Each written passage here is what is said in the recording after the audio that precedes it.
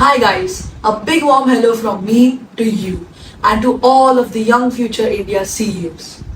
I, Zyan Nigam from Chandrabhuj Nursery International School, 13 years of age, I'm thrilled to have the opportunity to have an interview session with an esteemed guest, Mr. Raj Dubey, who is also the founder of AIPL. So before I start with the interview, can you tell me something about AIPL? See, EIPL basically it is an investment arm. So it's there's a combination of businesses where we try to find out the feasibilities in the business and we invest in those business. The businesses we used to capture generally those are the businesses which we do have hands-on experience. Means the feasibility is already done and a lot of experience, lot of man-hours has gone in those businesses. So, particularly in AIPL, basically the full form is Arfin Investment Private Limited, and the name suggests it is an investment firm. And basically, me and my team are having the experiences in housing finance, that is a funding business. Other one is the alternate investment fund, that is related to the real estate. That is a last mile funding, category 2 fund. We do have a good experience in real estate. Our team is having a good experience in real estate. And the third one is absolutely a new version, which none of us, and any of our team was having an experience. That is the insurance sector, specifically the wave aggregator. So it's like a policy bazaar. This is basically for urban areas. We are trying to touch the rural spirit and rural soul of India. Because what we find in rural India, there is hardly 0.7% people are insured. So there's a huge scope is there for the insurance for the rural people, which is absolutely a need. Now to do that, we have to educate the people in the rural areas. So in a short span, I must say we are in the insurance sector, we are in the real estate through AIF and housing finance.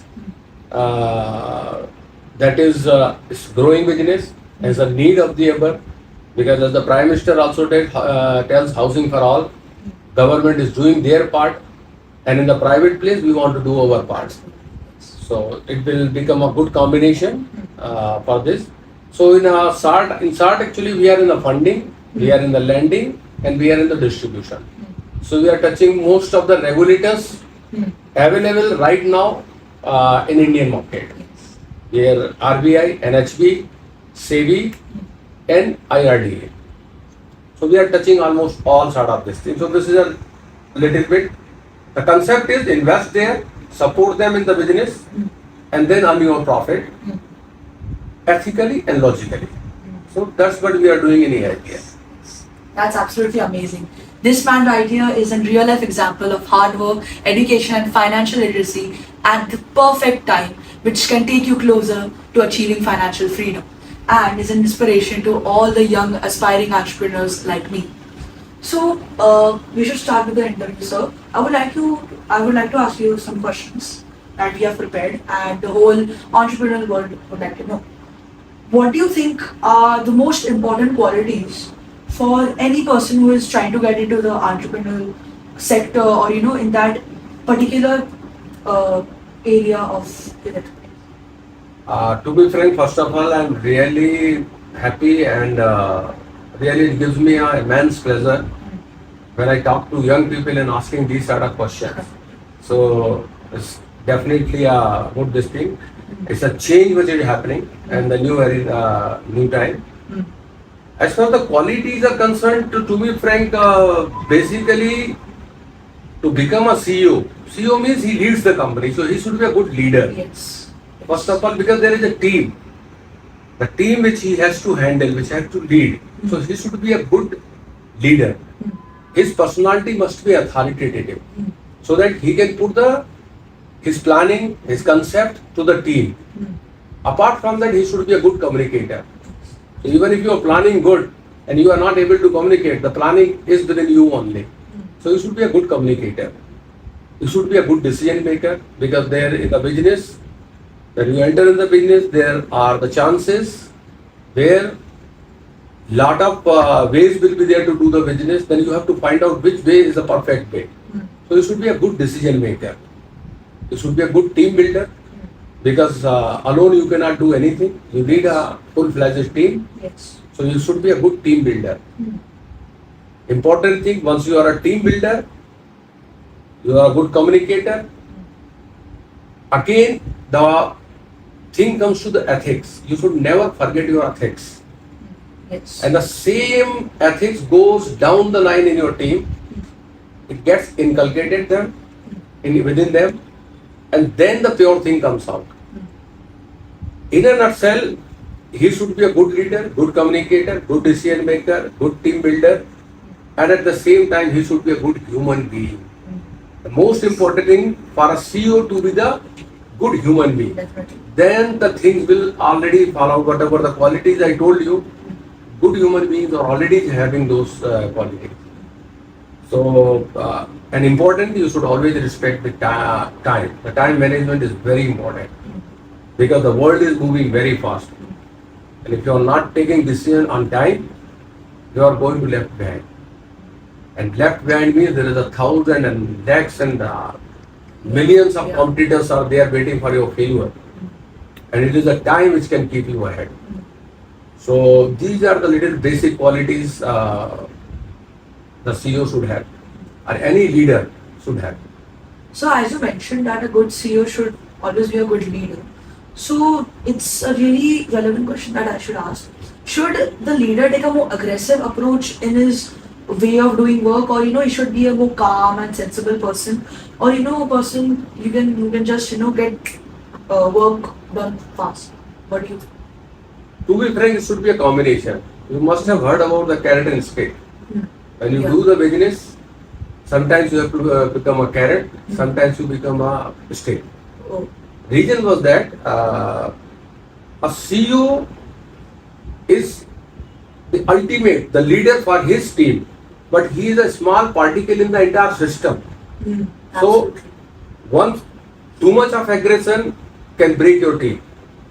Timely aggression will always motivate your team. So it should be a combination of aggression as well as handling the things calmly. But important thing is always, you should always remain calm. So when you want to be aggressive, it should be calculated. You should know you are going to become aggressive. Yeah. It's not like aggression should not come instantly. Then it is bad. You should calculate. You should know that I am going to angry at this particular point. But most of the time you have to be calm, because when you are calm, then your brain works properly. Because thousands of phrases are there where I mean to say the aggression leads to disasters. So in business there is no chance for the disaster. Yes. The only disaster is the end of the business. That's really great to hear. Another question that I would like to ask is that what would you advise? What would you give advice to a child who is who aspires to be an entrepreneur? Would you like to give him a formal approach, like pursue a financial degree and then get into business, or would you like to start him early to get a practical approach so that he can learn how to achieve success at a really young age? See what happens. The business was happening when the MBA and degrees were not there. Yeah. From the start of the world, Yes. the business is happening. Business is give and take. So whether very old times, the barter system, that was also a business, but there was no formal degrees. There was no Harvard. There was no MBAs. There was no IIMs. Right? The basic thing, as you ask, what the CEOs should have, this question is already connected with the first question. Main thing, he should be a good human being. Like we have heard about Jamsetji Tata was never I mean to say, I don't think so at that time there was MBAs or any sort of these schools were there. But he is one of the most successful businessmen. Why I am talking about successful? Because the ethics. Basically, there are hundreds and thousands of businessmen that they are highly successful. But the reliability which is connected with the Tatas is directly connected with the ethics. They never left their ethics. Way back in 1900 to even today. That's why Tata becomes a reality. I mean to say, formal education is important to polish you, but you should have a good raw material within yourself. So, once the quality which I told, you should be a good leader, communicator, decision maker, team leader. If those sort of qualities are there with you, you can be a very good entrepreneur and business. Doesn't mean you cannot, I mean to say, build those qualities within yourself. You can always build those qualities within yourself. That's why sometimes the formal education is required. Yeah. Because you must have heard the born businessman and the businessman made. The Yes, born businessmen, yes. they are already having those qualities. God has given them. Might have seen the atmosphere in their houses. But you must have seen the businessmen, like to be frank example, of course, we in comparison to the name we have given, we are at a very small level right now.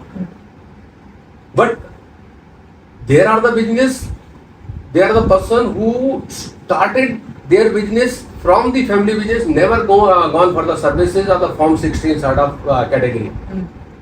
We sort of businessmen, we have, nobody was there in our family who were in the business. We took formal education, we took experiences in various companies at different levels, and after learning for 25 to 30 years practical experience after the formal education, now we are entering in the business. So now we are sitting on the other side of the table. Yeah. The experience are totally different, but that is the real enjoyment because we work with the businessmen, so we know their traits. So both the combinations are good. I mean to say, formal education, as you asked, it is required if you don't have those basic traits of the business. And sometimes you are a born businessman, like it was happening 100 and 1000 years ago also. So there is no particular line in between. You should have this as qualification, then only. You must have seen so many people from the IIM, they are a failure. Yeah. And there are so many people who doesn't have even a basic qualifications. I mean to say, the big like Zuckerberg and all sort of these people, they don't have a formal education. Yes. They were thrown out of the school, Yes. but they are the most successful businessmen. Yeah. So you cannot draw any line. It is a basic traits. First, what I told you, if you are having those things, or you are able to build those traits within yourself.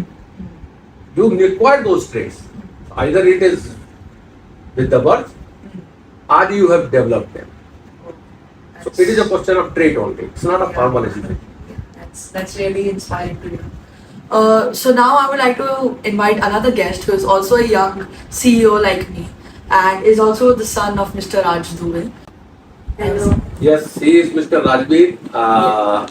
To be frank, Zyan and Rajbir are studying together.